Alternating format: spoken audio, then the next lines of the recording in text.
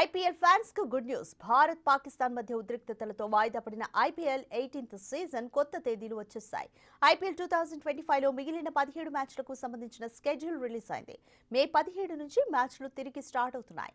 మొత్తం 6 వేదికలు బెంగళూరు, జైపూర్, ఢిల్లీ, ముంబై, లక్నో, అహ్మదాబాద్లో 17 మ్యాచ్లు జరగనున్నాయి. భారత ప్రభుత్వంతో సంప్రదింపులు జరిపిన అనంతరం స్కెడ్యూల్ను ఖరారు చేశారు.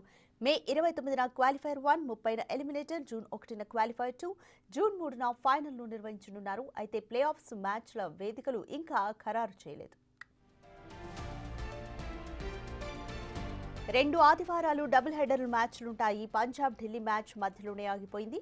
ఈ మ్యాచ్ను కూడా నిర్వహించనున్నారు. అయితే మళ్లీ మొదటి నుంచి నిర్వహిస్తారా, లేకపోతే అప్పటికే ఒక ఇన్నింగ్స్ సగం పూర్తయింది, దాన్ని అలాగే కొనసాగిస్తారా అనేది ఇంకా స్పష్టత లేదు.